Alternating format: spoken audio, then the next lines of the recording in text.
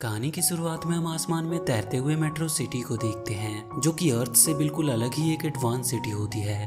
उस सिटी को बनाने वाले को ये पता चल गया था कि दुनिया बहुत जल्द बदलने वाली है, इसीलिए वो मेट्रो सिटी को अर्थ से बिल्कुल अलग कर लेता है। उस पूरे सिटी की सुंदरता और स्वच्छता वहाँ के रोबोट्स की देन थी, और इन रोबोट्स को एक जीनियस साइंटिस्ट टेनमा ने बनाया था। इसके बाद हम मेट्रो सिटी के एक स्कूल में टॉबी नाम के एक लड़के को देखते हैं, जो साइंटिस्ट टेनमा का बेटा था।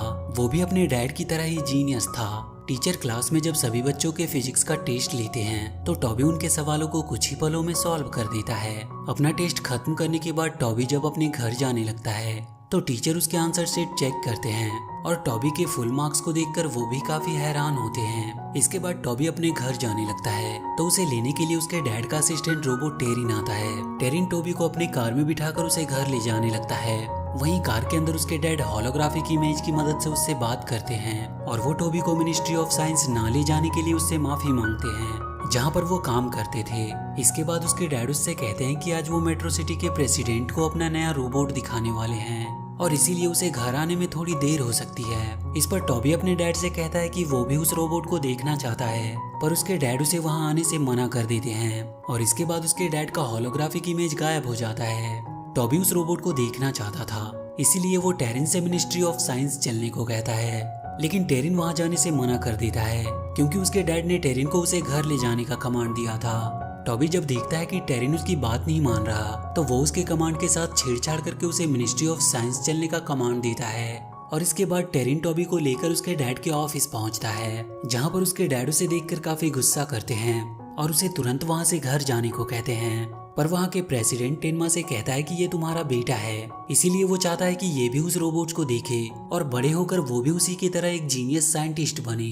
लेकिन जब टॉबी प्रेसिडेंट के हथियारों को पुरानी और खराब बताता है, तो प्रेसिडेंट टॉबी की बातों से काफी नाराज होता है, और उसे वहाँ से जाने का ऑर्डर देता है। इसके बाद हम डॉक्टर एल्फा को देखते हैं, जो वहाँ के साइंटिस्टों को ब्लू कोर और रेड कोर की एनर्जी के बारे में बता रहा था।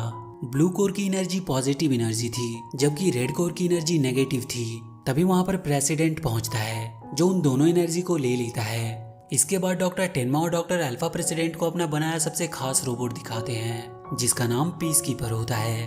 उसे देखकर प्रेसिडेंट काफी खुश होता है, और वो डॉक्टर अल्फा को रेड कोर पीस कीपर के अंदर डालने को कहता है, तो डॉक्टर अल्फा ऐसा करने से मना करते हैं, क्योंकि रेड कोर में निगेटिव एनर्जी थी, और उसे डॉक्टर अल्फा ने कभी टेस्ट भी नहीं किया था। लेकिन प्रेसिडेंट अगला इलेक्शन जीतने के लिए कुछ भी करने के लिए तैयार था, और वो रेड कोर को लेकर खुद ही उसे पीस कीपर के अंदर लोड कर देता है। जैसे ही रेड कोर पीस कीपर के अंदर लोड होता है, वो काफी एग्रेसिव और डेंजरस हो जाता है, और वो उन पर ही हमला करने के लिए आगे बढ़ने लगता है। तो डॉक्टर टेनमा पीस कीपर को एक कमरे में कैद कर देते हैं, लेकिन उसी कमरे में टॉबी छुपा होता है।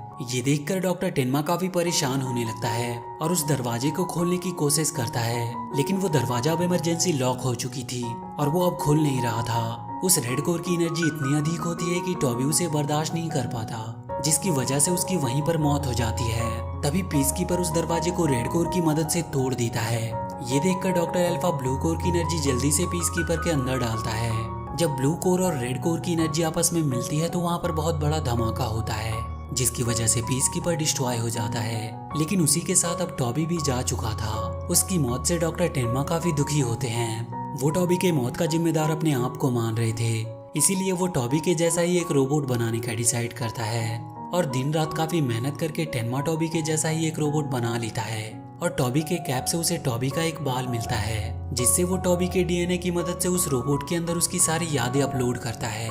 इसके बाद वो उसके अंदर ब्लू कोर डाल देते हैं, और जब उस रोबोट को होश आता है, तो वो बिल्कुल टॉबी के जैसा फील कर रहा था, और वो डॉक्टर टेनमा को अपना डैड भी मान रहा था। ये देखकर डॉक्टर टेनमा काफी खुश होता है, और उसे लेकर अपने घर आ जाता है। टॉबी जब अपने घर आता है, तो टेरिन उसे जिंदा देखकर काफी हैरान होता है, और वो टॉबी को स्कैन करता है, जिससे उसे पता चलता है कि ये टॉबी नहीं बल्कि उसके जैसा एक रोबोट है। तभी वहाँ पर डॉक्टर टेनमा आते हैं, जो टेरिन को इशारों में समझाते हैं कि वो टॉबी को उसकी सच्चाई ना बताए। इसके बाद डॉक्टर टेनमा चाहते हैं कि वो रोबोट टॉबी की कैप पहने, लेकिन वो उस कैप को पहनने से मना कर देता है। इस पर डॉक्टर टेनमा काफी दुखी होता है, और वो ये समझ जाता है कि ये रोबोट कभी भी टॉबी की जगह नहीं ले सकता।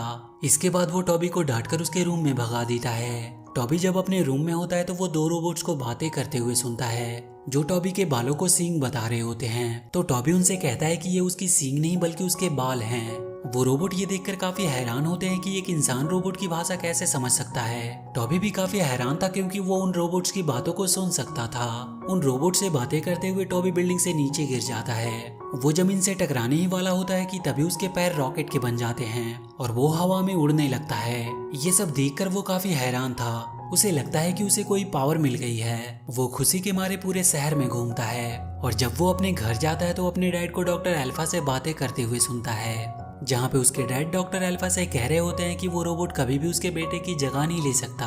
टॉबी समझ जाता है कि वो लोग उसी के बारे में बात कर रहे हैं, इसीलिए वो उनके पास जाता है और अपने डैड से कहता है कि ये सब आप क्या बोल रहे हो। इस पर डॉक्टर टेनमा इस बार उसे पूरी सच्चाई बता देता है। वो उसे बता देता है कि तुम सिर्फ एक रोबोट हो जिसे उसने अपने बेटे की कमी पूरी करने के लिए बनाया था, लेकिन वो कभी भी उसके बेटे की कमी पूरी नहीं कर सकता और इसीलिए वो उसे वहाँ से चले जाने को कहता है।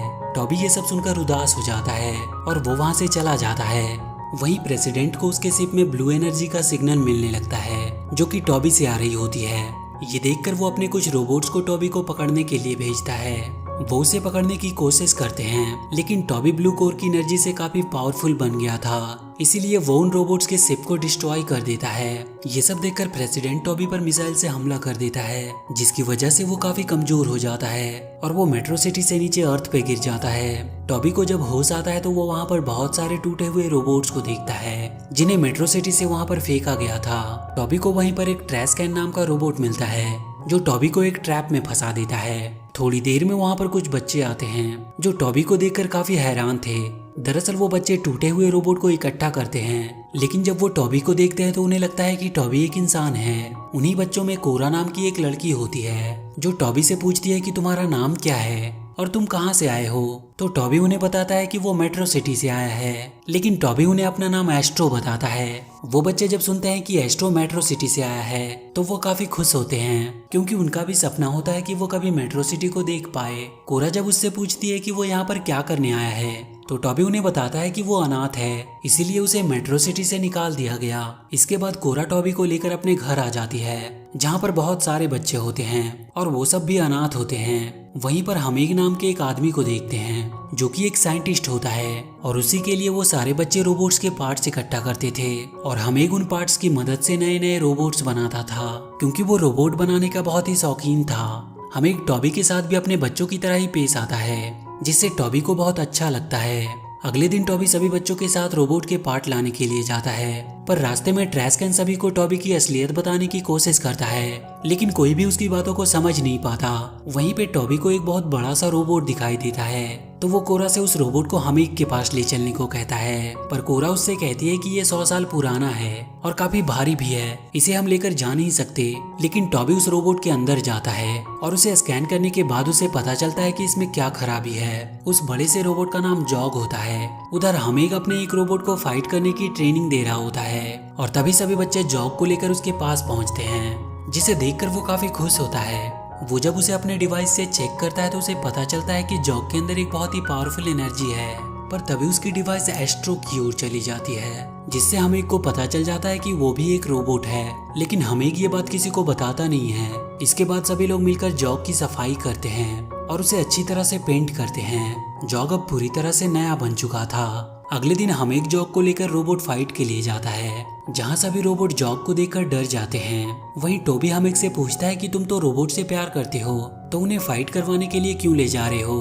तो हमेग उससे कहता है कि रोबोट चाहे कितना ही एडवांस या डेवलप क्यों ना हो जाए, लेकिन वो इंसानों के एंटरटेनमेंट के लिए ही बने होते हैं। इसके बाद वो टॉबी को एक डिवाइस से इलेक्ट्रिक शॉक देकर बेहोश कर देता है। तो कोरा हमेग से पूछती है कि उसने ऐसा क्यों किया, तो वो कोरा को बताता है कि वो एक एडवांस टेक्नोलॉजी का रोबोट है जो बिल्कुल इंसानों की तरह दिखता है। ये बात सुनकर सभी बच्चे काफी हैरान होते हैं और जब टॉबी को होश आता है तो वो खुद को बैटल ग्राउंड में पाता है वहाँ पर हमेक सभी को बताता है कि ये एक बहुत ही एडवांस रोबोट है जो कि मेट्रो सिटी से यहाँ पर आया है और ये हमारा दुश्मन है और इसीलिए इसे हमारे रोबोट से लड़ना होगा। ये बात सुनकर टॉबी रोबोट से लड़ने से मना कर देता है। मना करने के बावजूद भी हमेक अपने रोबोट को उससे लड़वाता है और ना चाहते हुए भी टॉबी को उन रोबोट से लड़ना पड़ता है और वो एक एक करके सभी रोबोट्स को हरा देता है। इसके बाद हमेक उससे लड़ाने के लिए जॉग को बुलाता है और जॉग से उसे खत्म करने को कहता है, लेकिन जॉग उससे फाइट नहीं करता क्योंकि जॉग उसी की वजह से स्टार्ट हुआ था। वो टॉबी को मारने के बजाय उल्टा हमेक पर ही हमला कर देता है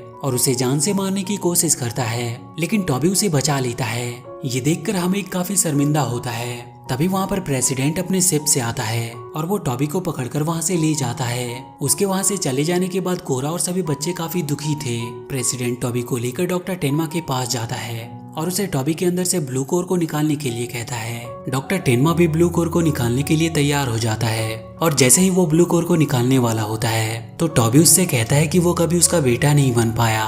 इस पर डॉक्टर टेन्मा को उस पर दया आ जाती है, लेकिन फिर भी ब्लू कोर को वो उसके अंदर से निकाल देता है। उस ब्लू कोर को लेकर प्रेसिडेंट वहां से जाने लगता है तो डॉक्टर टेन्मा ब्लू कोर को उससे छीन लेता है और जाकर टॉबी के अंदर दोबारा से लोड कर देता है, जिसके बाद टॉबी एक बार फिर से जिंदा हो जाता है और वो वहां से भाग जाता है। ये देखकर प्रेसिडेंट डॉक्टर टेन्मा पर काफी गुस्सा होता है और उसे गिरफ्तार करवा देता है और एक बार फिर से प्रेसिडेंट रेड कोर को पीस कीपर में डाल देता है और जैसे ही वो रेड कोर को उसके अंदर डालता है पीस कीपर प्रेसिडेंट को भी अपने अंदर खींच लेता है। उसके अंदर जाने के बाद वो उसको कंट्रोल करने लगता है और इसके बाद पीस कीपर टॉबी को मारने के लिए उसके पीछे लग जाता है।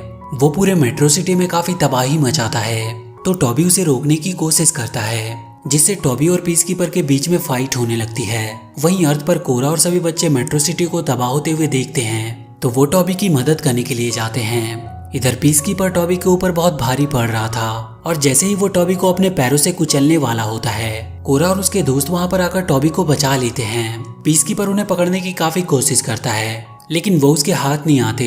इसी बीच मेट्रो सिटी का पावर सप्लाई डिस्ट्रॉय हो जाता है, जिसके कारण सिटी नीचे अर्थ पर गिरने लगती है। तो टॉबी किसी तरह मेट्रो सिटी को सेफली अर्थ पर लैंड कराता है। इसके बाद टॉबी और पीस कीपर बीच में एक बार फिर से फाइट होने लगती है तो पीस कीपर टॉबी को भी अपने अंदर खींचने की कोशिश करता है और जैसे ही ब्लू और रेड कोर की एनर्जी आपस में मिलती है वहां पर फिर से एक धमाका होता है। इस पर टॉबी समझ जाता है कि वो कैसे पीस कीपर को हरा सकता है। तभी वहां पर टॉबी के डैड आते हैं और उसे घर ले जाने लगते हैं, लेकिन तभी टॉबी देखता है कि पीस कीपर ने कोरा और उसके दोस्तों को पकड़ा हुआ है तो वो अपने दोस्तों को बचाने के लिए सीधा पीस कीपर के अंदर चला जाता है, जिससे ब्लू और रेड कोर की एनर्जी आपस में मिल जाती है और वहां पर एक बहुत बड़ा धमाका होता है जिसमें पीस कीपर मारा जाता है। लेकिन वो प्रेसिडेंट किसी तरह बच जाता है तो उसे मेट्रो सिटी के ऑफिसर अरेस्ट कर लेते हैं। उधर टॉबी बेहोश हो गया होता है, जिसे देखकर सभी बच्चे काफी दुखी थे। तो डॉक्टर अल्फा उन्हें बताता है कि टॉबी को ब्लू कोर के एनर्जी की जरूरत है। तभी वहां पर जॉग आता है जो टॉबी से अपने ब्लू एनर्जी को शेयर करता है, जिससे टॉबी पूरी तरह से ठीक हो जाता है। ये देखकर सभी लोग काफी खुश होते हैं। डॉक्टर टेन्मा टॉबी को अपने बेटे की तरह ही प्यार करने लगता है और वो सभी बच्चे भी टॉबी से मिलकर काफी खुश होते हैं। और इसी के साथ ये मूवी यहीं पर खत्म हो जाती है।